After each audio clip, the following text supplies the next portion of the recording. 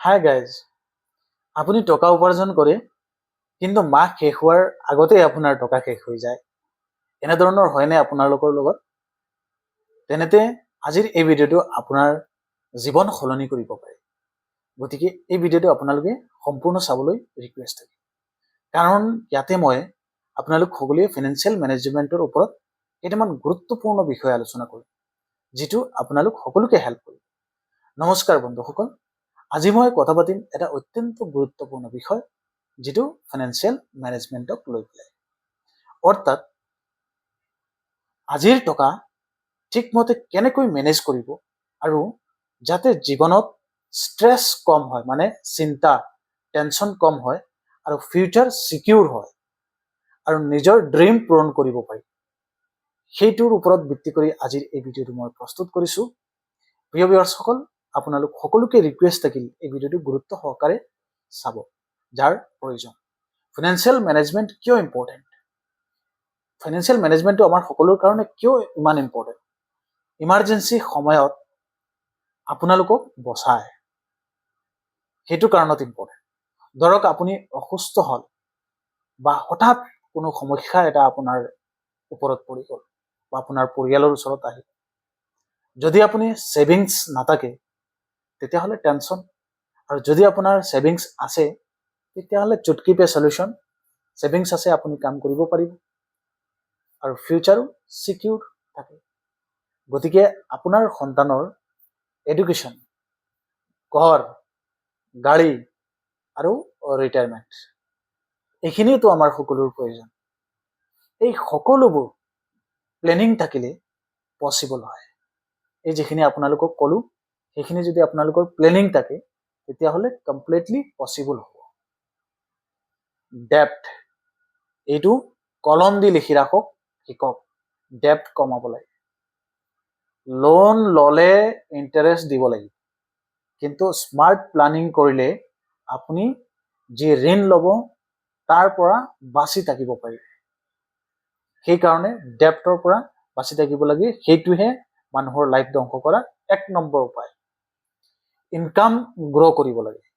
যদি আপুনি ইনভেষ্টমেণ্ট নকৰে তেনেতে টকা বৃদ্ধি নহয়। স্মাৰ্ট ইনভেষ্টমেণ্ট কৰিলে টকা মাল্টিপ্লাই হয়, সেই কথা মনত ৰাখিবা। সেইকাৰণে সদায় ইনভেষ্টমেণ্ট কৰিব লাগে। আৰু মেণ্টেল পিচ দিয়ে।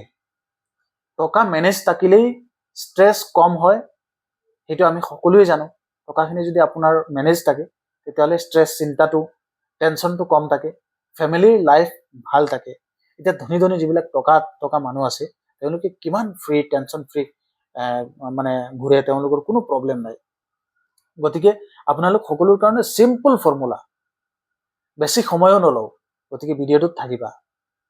বেছিভাগ মানুহে এই ভুলটোহে কৰে, ইনকাম মাইনাছ এক্সপেন্সেছ ইকুৱেল ছেভিংছ।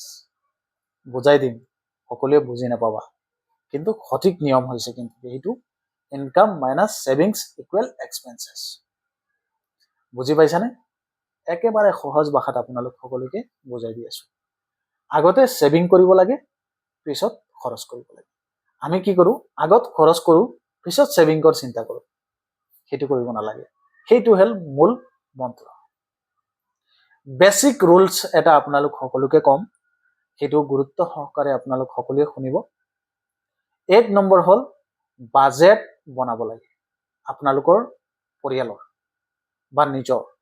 প্ৰথমে নিজৰ ইনকাম আৰু এক্সপেন্সেছখিনি লিখিব লাগে, ইনকামটো আৰু খৰচটো।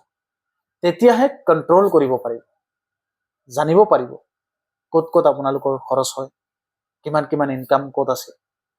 50-30-20 ৰুল, একেবাৰে ইজি। আপুনি আপোনাৰ ইনকাম এনেদৰেই ভাগ কৰক, একেবাৰে চিম্পল। 50% নিডছ, আপোনালোকৰ ডেইলি নিডছৰ কাৰণে 50% ব্যৱহাৰ কৰক ইনকামৰ পৰা। 30% ৱান্টছৰ ওপৰত আপোনালোকে 30% কৰক, আৰু 20% ছেভিংছ, 20% ছেভিংছ কৰক। একেবাৰে ইজি। সেই ফাণ্ডাটো আপোনালোকে ইউজ কৰি চাওক, আৰু সেইটোৱে সকলো মানুহে ইউজ কৰে। ইমাৰ্জেঞ্চি ফাণ্ড, কমেও 3 বা 6 মাহৰ খৰচ ছেভ কৰি ৰাখিব লাগে সদায় সকলো মানুহে। সেইটো হ'ল লাইফ সেভাৰ। একদম 100% কথা। কিন্তু বিপদ পৰিলে ক'ত যাবা, কাক বিচাৰিবা, কাৰ পৰা পইচা ল'বা? ইনভেষ্টমেণ্ট আৰম্ভ কৰক। আপুনি এইবোৰত ইনভেষ্ট কৰিব পাৰে। একেবাৰে মই চিম্পল আপোনালোকক কৈ আছো, যাতে সেইবিলাকৰ ওপৰত যদি আপোনালোকে ইনভেষ্ট কৰে নিশ্চয় আপোনালোকৰ বেনিফিট হ'ব। মই কোনো পলিচি বিক্ৰী কৰিবলৈ বা একো কৰিবলৈ অহা নাই। কিন্তু শ্ল' হিচাপে আপোনালোকক কৈ আছো, 1 নম্বৰ ইঞ্চুৰেঞ্চ ল'ব লাগে। লাইফ ইঞ্চুৰেঞ্চ আৰু হেল্থ ইঞ্চুৰেঞ্চ দুইটাই থাকিব লাগে। কিয় থাকিব লাগে পৰৱৰ্তী এটা ভিডিঅ' বনাই দিম।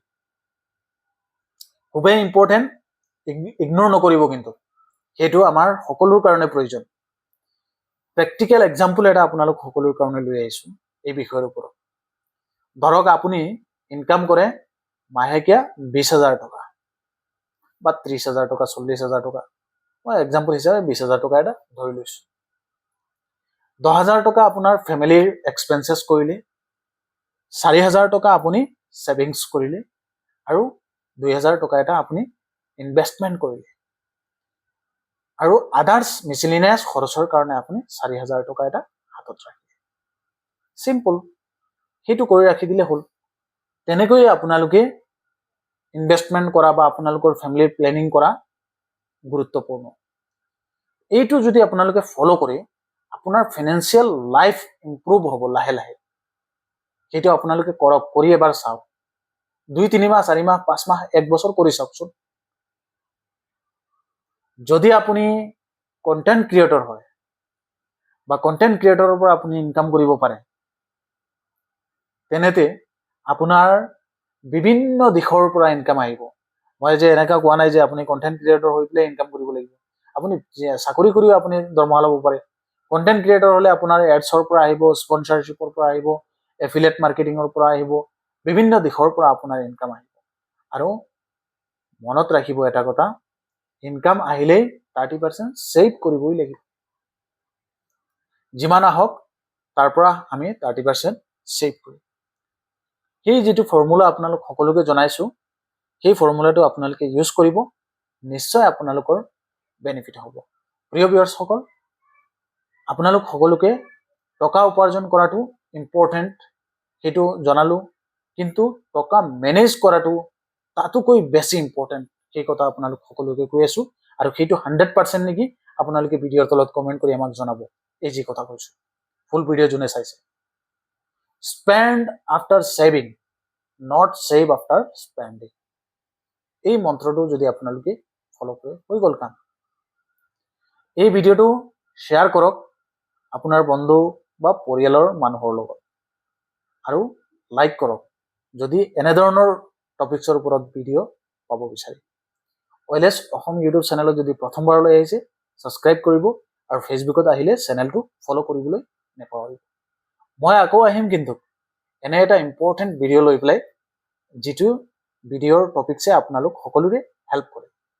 আৰু এই ভিডিঅ'টো আপোনালোকৰ কেনেকৈ লাগিছে আমাক জনাব পাৰে। আপোনালোকে আজি আপোনালোক সকলোৰ লগত মন খুলি কথা পাতিব, কেনেকৈ লাগিল কমেণ্ট কৰি জনাব। ধন্যবাদ। মানি মেনেজমেণ্ট কৰিব।